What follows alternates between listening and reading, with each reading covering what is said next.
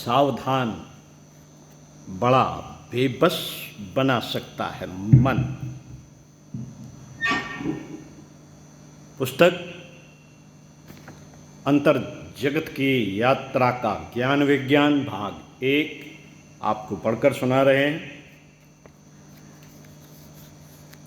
पृष्ठ 27 से।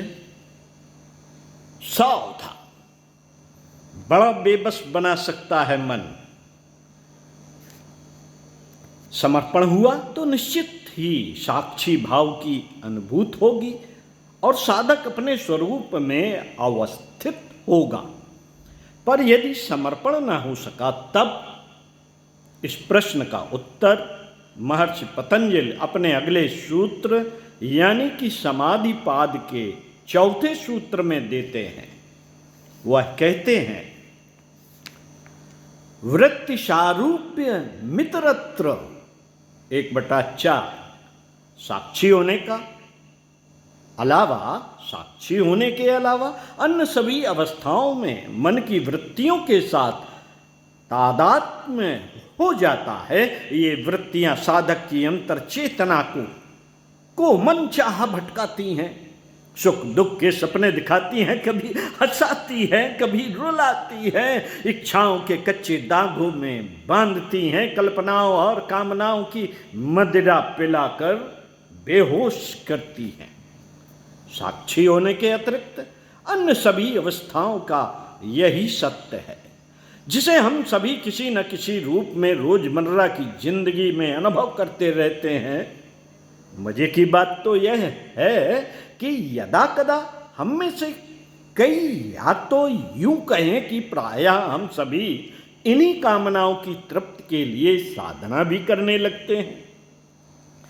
गाढ़ी बेहोशी को और गाढ़ा करने के लिए जप तप व्रत का सिलसिला शुरू करते हैं। इसकी सफलताओं पर खुशियों की अटखेलियां से खेलते और असफल होने पर गम के आंसुओं से अपने आप को भिगोते हैं। वृत्तियों का यह बहुरंगी तमाशा हमारे जीवन का सामान्य परिचय है। इसमें स्वप्न तो अनेक हैं, स्वप्न तो अनेक हैं, सत्य एक भी नहीं। इसी तथ्य का संकेत महर्षि के सूत्र में है। परम पूज्य गुरुदेव महर्षि पतंजलि के बारे में कहा करते थे कि वे अद्भुत हैं। वे साधक को तपाने में, उससे साधना कराने में विश्वास करते हैं। उनका इधर उधर की कहानियां किस्से सुनाने में कतई विश्वास नहीं, कतई विश्वास नहीं है। बहलाने फुसलाने में उनका कोई यकीन नहीं। एक प्रसंग में गुरुदेव के सामने जब इस सूत्र की चर्चा चली तो उन्होंने कहा, अब यहीं देखो कैसी दो टूक बात कह दी उन्होंने। साधकों के सामने बिल्कुल बात साफ कर दी कि या तो साक्षी भाव को उपलब्ध कर अपने स्वरूप में अवस्थित हो जाओ, या फिर वृत्तियों के साथ तदात्म करके भटकते रहो। इन दो के अलावा कोई तीसरी सच्चाई नहीं हो सकती। जान सको तो जानो, मान सको तो मानो।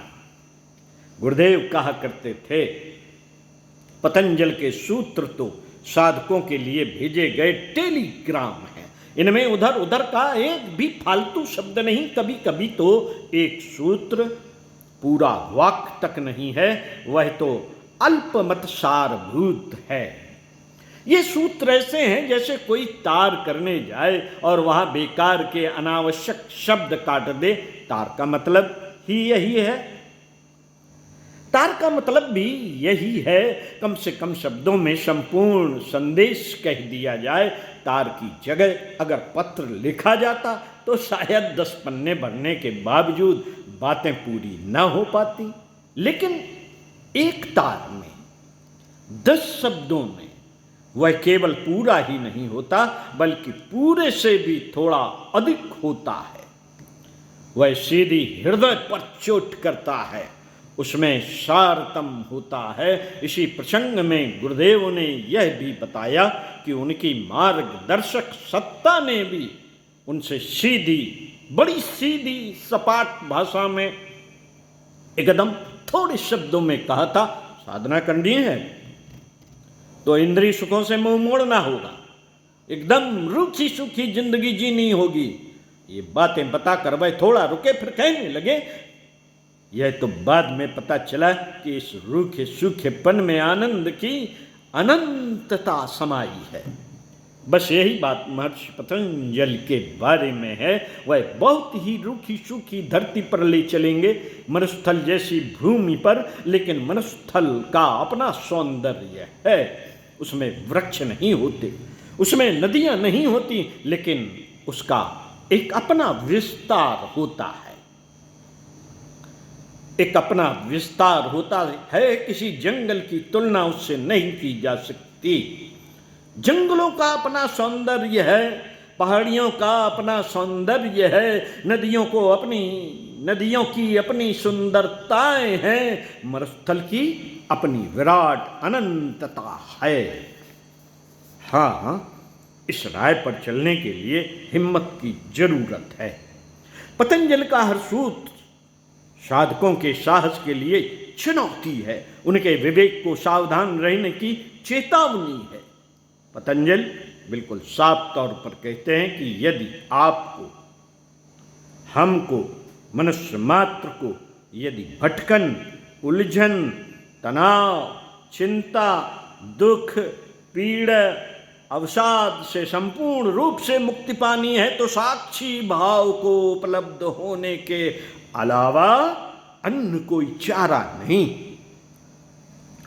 क्यों? क्योंकि अन्य अवस्थाओं में तो मन की वृत्तियों के साथ तादात्म्य में बना ही रहेगा। मनुष्य की प्रकृति ही ऐसी है। यह बात किसी एक पर, किसी व्यक्ति विशेष पर लागू नहीं होती, बात तो सारे मनुष्यों के लिए कही गई है। मानव प्रकृति की बनावट व बुनावट की यही पहचान है। साक्षी के अतिरिक्त दूसरी सभी अवस्थाओं में मन के साथ तादात्म्य बना रहता है। साथियों, विचारों के प्रवाह के साथ कब एकात्मता सध जाती है, विचारों के प्रवाह के साथ कब एकात्मता सध जाती है, पता ही नहीं चलता। ये विचार कैसे भी हो सकते हैं, किसी भी तरह के हो सकते हैं। विचारों के बादलों के साथ हम एक हो जाते हैं, कई बार सफेद बादलों के साथ, कई बार वर्षा से भरे बादलों के साथ, तो कई बार वर्षा रिक्त खाली बादलों के साथ। लेकिन कुछ भी हो, किसी न किसी विचार के बादल के साथ तादात्म्यता बनी रहती है, और ऐसे में हम आकाश की शुद्धता गंवा देते हैं, अपने आत्मस्वरूप के अंतरिक्ष की शुद्धता खो देते हैं। और बादलों का यह घिराव घटित ही इस कारण होता है क्योंकि हम तादात्म्य में जोड़ लेते हैं, विचारों के साथ एक हो जाते हैं।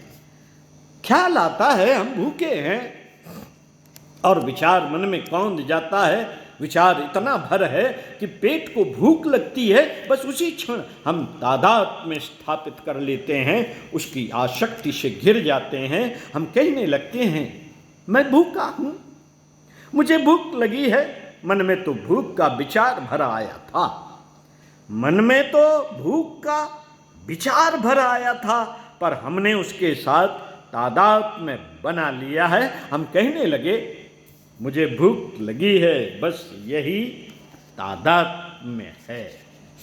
ऐसी बात नहीं है कि ज्ञानियों को, योगियों को, साधकों को, सिद्धों को भूख महसूस नहीं होती। भूख तो वे भी महसूस करते हैं, बुद्ध भी भूख महसूस करते थे, पतंजलि भी भूख महसूस करते हैं। लेकिन पतंजलि कभी यह नहीं कहेंगे कि मुझे भूख लगी है। वे तो बस इतना कहेंगे कि शरीर भूखा है। वे कहेंगे, ये नहीं कहेंगे कि मुझे भूख लगी है, वे कहेंगे शरीर भूखा है। वे कहेंगे मेरा पेट भूख महसूस कर रहा है। बुद्ध कहेंगे भूख तो पेट में है, मैं तो केवल साक्षी भर हूं, पेट भूखा है, लेकिन योगी जन उसके साक्षी मात्र बने रहेंगे। लेकिन हम सब तादाद में बना लेते हैं, विचार के साथ एक हो जाते हैं। विचार और वृत्तियों के बदलते स्वरूप के साथ हमारा तादाद में भी बदलता है। कभी हम एक के साथ होते हैं तो कभी दूसरी, तीसरी, चौथी और पांचवी वृत्ति के साथ। ये तादाद में ही संसार बनाते हैं। दरअसल यही संसार है। यदि हम तादात्म्यों में हैं तो संसार में हैं, दुख में हैं। और यदि इन तादात्म्यों के पार और पार चले गए तो समझो मुक्त हो गए।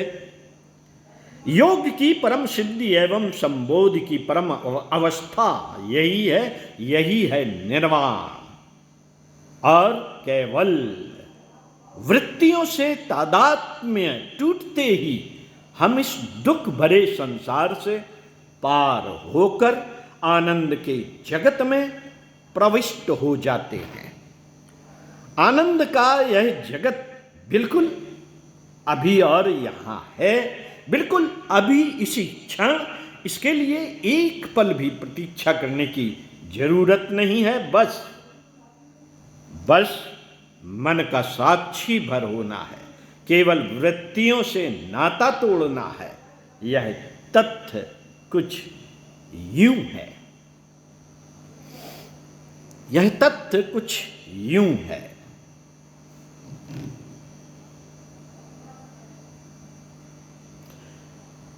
सुख कहीं मिलेगा, इस भ्रांति का नाम संसार है। सुख अभी है, यही है, इस बोध का नाम निर्वाण है। सुख कहीं से मिलेगा, इस भ्रांति का नाम संसार है। सुख अपना स्वभाव है, इस जागृत का नाम मोक्ष है। इसी के साथ अगले वीडियो में आपको पढ़कर सुनाएंगे इसी पुस्तक से। अनूठी है मन की पांचों वृत्तियां। 5 मन, 5 वृत्तियां, मन की 5 वृत्तियां होती हैं। चलिए इसको पढ़कर सुनाते हैं। सुनते रहिए कुछ अच्छा और पढ़ते रहिए कुछ अच्छा। ओम शांति।